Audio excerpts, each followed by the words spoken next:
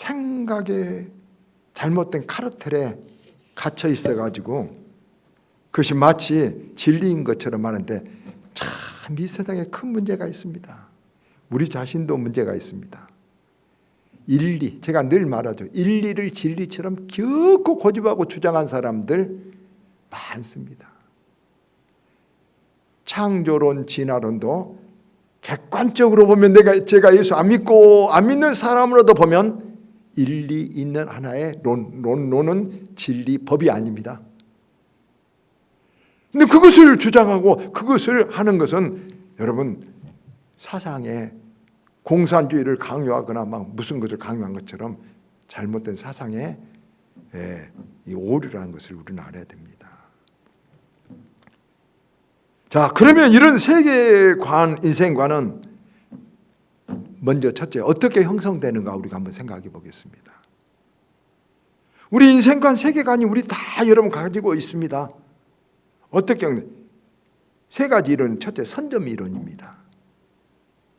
원래 사람의 마음에는 백지와 같이 어떤 사상이 안 들어있습니다. 이데올로기가 없습니다. 그런데 누가 거기다가 이데올로기 사상을 그림을 그리기 시작합니다. 마음의 그림같이 그립니다. 제일 먼저 그린 사람이 부모이겠죠. 부모가 선점자겠죠. 백지와 같은 마음이 있다. 부모가 그림을 그려둡니다. 이건 이렇고 저건 저렇고 이건 좋고 이건 나쁘고 대부분 어렸을 때 그립니다. 그러면 그 그림이 지워지기 전에는 그 그림이 진리인 것처럼 그 그림의 패턴대로 인생을 살아가게 된 것입니다. 그래서 굉장히 사람은 어느 문화에서 사느냐가 몹시 중요합니다. 그래서 예수 이제 막 믿은 사람은, 믿는 지 얼마 안 된 사람은 안 믿는 친구들을 끊어야만 예수 믿을 수 있습니다. 안 믿는 친구를 끊어야만.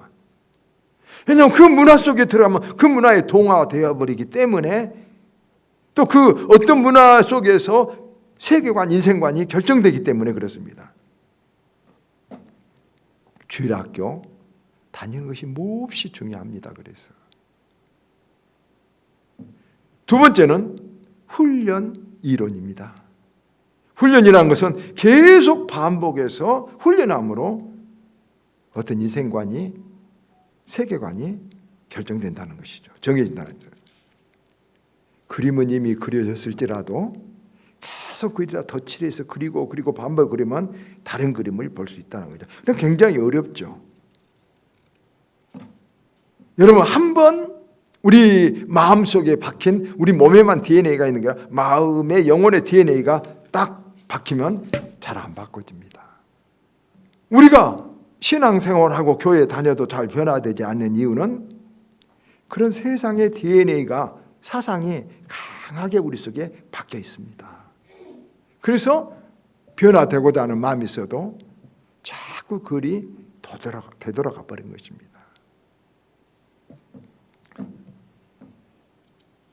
그러나 우리는 이제 믿을 거예요. 그래도 계속 반복해야 될 것은 히브리서 4장 12절 말씀이 우리들에게 힘이 됩니다.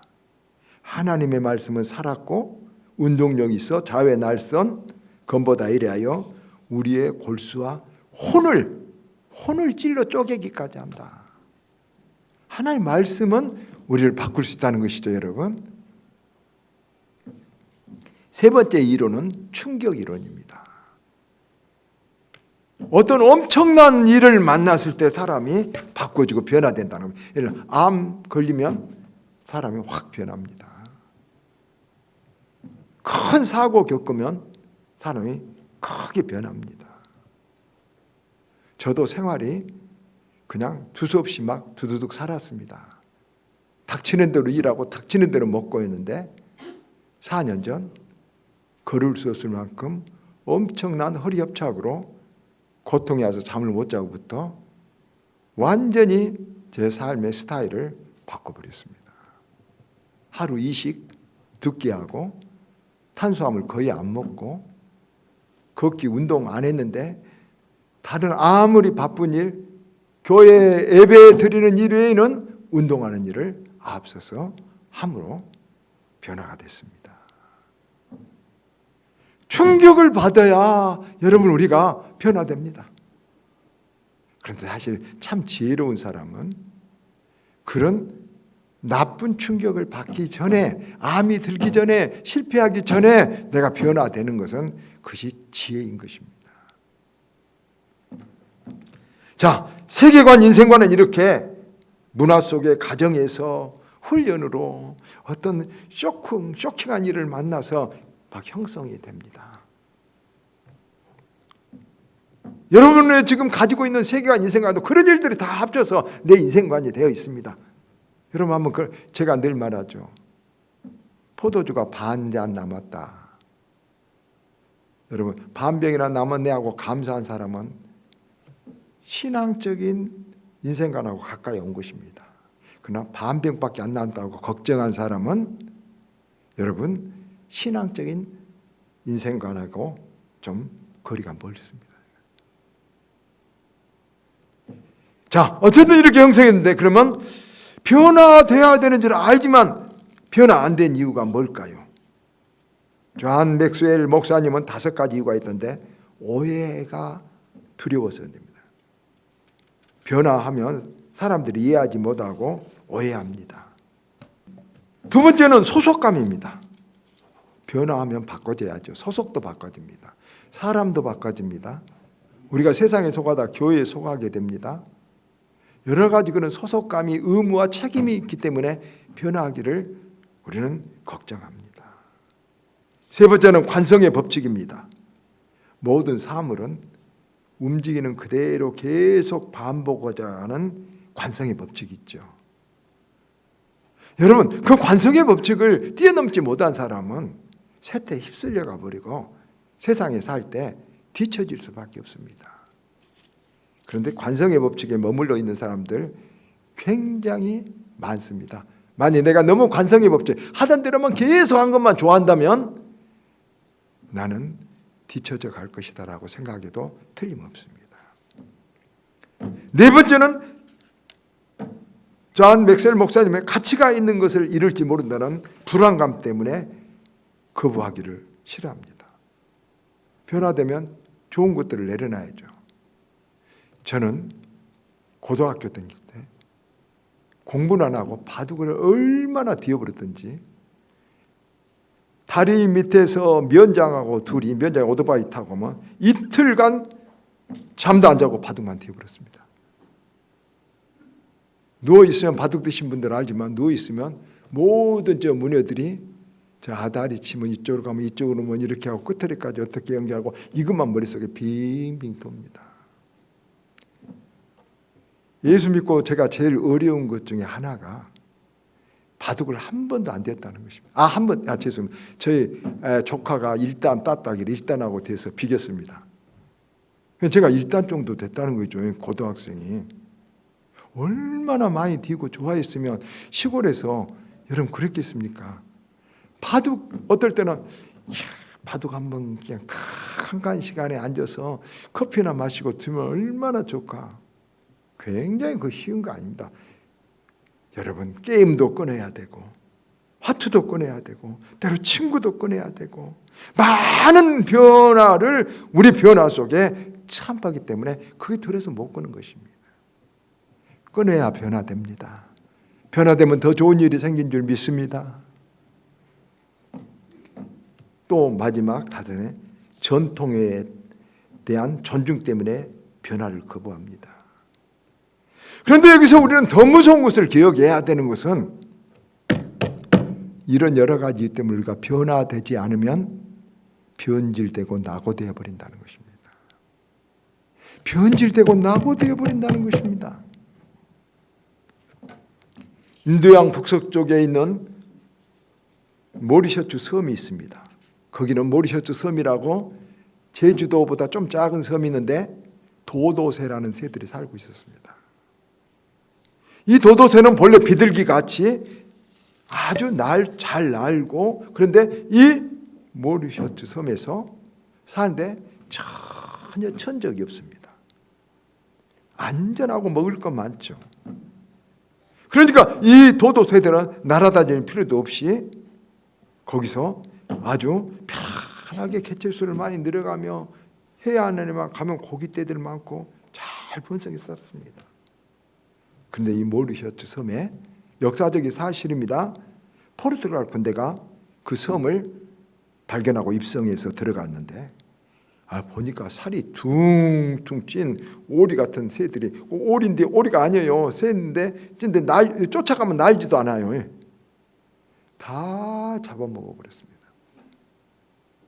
날지도 않은 것이 모두 안 갑니다. 왜냐하면 거기서 오래 살다 보니까 나는 법을 하면 날 필요가 없으니까. 그래서 거기서 도태되다가 포르투갈 군대의 식량이 돼서 다 죽어서 도도새가 멸종돼 버렸습니다.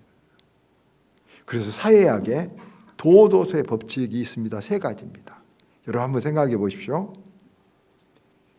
도도새 법칙 첫째가 20년 동안 한 번도 위험한 일이나 중대한 기로가 없는 사회나 기업이나 개인은 망한다는 것입니다. 평안이 아니죠. 50년 동안 한 번도 위험하거나 중대한 고민과 기로가 없으면 여러분 이게 사회학자들이 모든 역사를 연구한 것입니다. 망하는 것입니다. 7년 동안 한 번도 위험하거나 중대한 일이 일어나지 않으면 발전이 없이 그대로 현상 유지합니다. 우리 아바교회도 그런 현상 속에 들어갈지 모르겠습니다.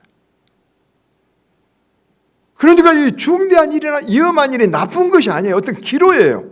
그러나 그 기로를 감당하지 않으면 그 가만히 있으면 사실 또 망하는 거예요. 3년 동안 중대한 일이나 위험한 기로가 한 번도 일어나지 않으면 절대 우수하거나 1등을 할 수 없답니다. 여러분 1등한 사람들, 우수한 사람들은 3년 주기로 엄청난 도전과 어마어마한 스트레스와 위험한 일을 감당해 가면서 1등하지 저절로 절대 1등하지 않아요. 이것이 사회학에서 유명한 도도새 법칙이에요. 그러면 마지막에 변화를 받으라. 어떻게 변화를 받아야 될까요? 루이스 벌버코프라는 유명한 조직신학자는 그리스도인은 3가지 변화를 가져야 돼요. 나는 누구인가 하는 정체성, 나는 어디서 왔다 어디로 가는가 하는 삶의 목적성, 나는 무엇을 할 것인가 하는 사명성을 갖고 변화받아야 돼. 그 사람이 참 그리스도인이다. 여러분 이 3가지 대답할 수 있습니까? 여러분 나는 누구인가? 아십니까? 나는 어디서 왔다 어디로 가는가 확실히 말할 수 있습니까? 나는 무엇을 하는 내 사명이 뭐냐, 내 삶의 목적이 뭐냐 아십니까? 이게 변화되는데 오늘 나는 누구인가에 먼저 말씀드리고 시간 되는 대로 나는 어디서 왔다 어디로 가는가, 나는 무엇을 해야 되는가에 대해서도 다음 말씀드리고자 합니다. 나는 누구인가? 우리 이거 알아야 아까 120년을 살든 1000년을 살든 이 세상이 어떻게 돌아가든 내 자신을 여러분 우리가 내가 해야 될 일을 알게 될 것입니다. 성경은 우리들에게 이렇게 말합니다. 빌립보서 3장 20절 우리의 시민권은 하늘에 있는지라. 예수 믿는 사람의 시민권은 어디에 있어요? 하늘에 있습니다. 여러분 저와 여러분은 예수 믿으면 시민권이 하늘에 있습니다. 그렇습니다. 그러면 시민권자를 우리가 가졌으면 하늘 시민권, 큰 긍지와 프라이드를 가져야 됩니다. 작년에 우리 한국에 귀화한 사람들을 보니까 2만 명 정도가 귀화했어요. 2만 명. 우리 한국 사람 외국인이 귀화 시험에 보니까 재밌대요. 사흘은 몇 날입니까? 이제 우리 한국으로 귀화해야 되니까 애국가 1절을 써보세요. 애국가 1절을 써보세요. 쓸 줄 아십니까? 그리고 또 벼 이삭은 익을수록 고개를 숙인다는 말 뜻이 무엇입니까? 이런 것이 귀화하는데 이제 그 시험이에요. 여러분, 요한복음 3장 16절이 무엇인 줄 아십니까? 창세기 1장 1절이 무엇인 줄 아십니까? 우리가 하늘나라 시민권을 가진 사람은 이것 정도는 알아야 되죠. 우리가 어떻게 천국 간지 아십니까? 이것은 아셔야죠. 이걸 알아야 됩니다. 마크 트웨인, 여러분 미국의 유명한 작가죠. 그 마크 트웨인이 쓴 거지와 왕자 있습니다. 읽어보시죠. 우리가 많이 아이들이 읽지만은, 거지가 아주 빈민촌에서 있다가 버킹엄 궁전 앞으로 가서 막 이렇게 구경하고 보고, 저 궁전이 저렇게 좋다, 저 누가 살까. 근데 또 궁전에서는 또 왕자가 나와서 궁전에서 살다 저 세상은 누가 살까 이렇게 하다가 둘이 만나가지고 이야기를 하니까, 나는 궁전이 알고 싶다, 나는 세상에서 옷을 둘이 바꿔 입었어요. 그러면 한번 너는 궁전에 들어가고 나는 세상에 나가서 한번 살아보자, 한 달간 하고 여기서 만나자 그랬어요. 이제 그리고 둘이 사는데 내용이 참 무섭고 재밌어요. 왕자가 세상에 가서 막 밥을 얻어먹고 거지같이 하고 무엇을 한데 사람들이 막 매를 때리고 욕을 해요. 그런데 여러분, 그 보신 분 알지만 왕자가 막 슬퍼하고 울고 막 비통해하고 절망하고 그랬을까요? 왕자가 지금 가서 한 달 후에 만나자고 지금 여기서 이제 다시 하고 한 달 동안 옷을 바꿔 입었는데 막 누가 때린다고 배가 고프다고 울고 비참하고 절망했을까요? 마크 트웨인은 그러지 않아요. 왕자는 그렇게 맞아도 좋아요, 재밌어요. 여러분, 누가 무시해도 괜찮아요. 왜요? 곧 자기 신분이 복귀될 것이니까요. 그런데 또 반대로 이 거지는 왕궁에 가서 막 맛있는 것을 줬는데 처음에는 좋다가 그 다음에 불안한 거예요. 이거 곧 있으면 이 맛있는 거 다 놓고 간다, 이제 나는 이제 거지로 돌아간다, 어쩔까 막 하고, 누가 아무리 잘 대해줘도 괴로운 거예요. 예? 여러분, 거지같이 살고 있습니까? 왕자처럼 살고 있습니까? 진짜처럼. 우리의 시민권은 어디 있다고요? 하늘에 있어요. 우리의 시민권은 하늘에 있기 때문에 누가 좀 무시하면 어떻습니까? 좀 가난하면 어떻습니까? 잠시. 이것이 우리의 정체감이고 우리의 삶의 인생관을 가져야 될 태도예요.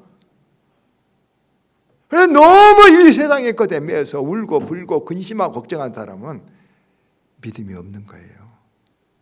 믿음이 없는 거예요. 그래서 어디 사느냐가 중요하지 않아요. 어떻게 사느냐도 중요하지 않아요. 무엇이 중요해요? 내가 누구냐. 한번 따라합시다. 우리의 시민권은 하늘에 있는지라.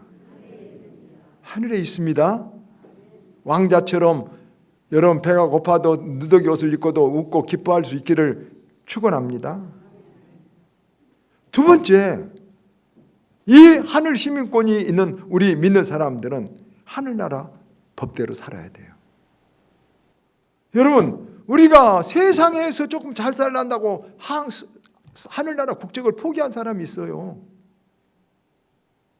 세상 따라가려다 그런 사람 되면은 하늘나라에서 못 들게 할 수도 있다, 그 말씀이죠, 여러분. 이스라엘 백성들이 400년간 애굽에서 종살이를 하다가 출애굽할 때 나올 때 수가 보니까 60만 3,550명이었어요. 12지파씩 나누니까 한 5만 명씩 돼서 각자 5만 명씩 한 지파 12지파에. 그런데 5만 명씩인데 레위 지파만 가장 적어요. 8,000명밖에 안 돼요. 왜 그랬을까요? 왜 그랬을까요? 레위 지파는 그들을 그 애굽에서 그 미시나에 보면 안식일을 지키고 주의 성경 하나님 말씀대로 믿음으로 살려고 제일 순교를 많이 당했어요. 그래서 많이 죽은 거예요. 그 지파가 레위 지파가 위대한 거예요. 그래서 레위 지파는 이스라엘에서 지금도 여러분 목회자로서 제사장으로서 최고의 존경과 경애를 받고 살아요. 그 후손까지. 아시겠죠? 그 하나님 법대로 살기 위해서 자신을 기꺼이 순교의 제단까지 바칠 수 있지만은 그것이 그 민족을 살게 했고 그것이 그 민족의 법을 세우게 했고 이 세상의 빛과 소금으로 복음을 유쭉 세우신 거예요.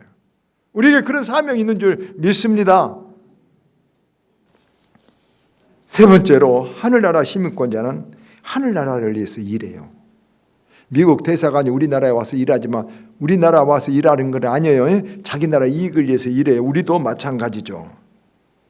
하늘나라 일의 최고는 두 가지예요.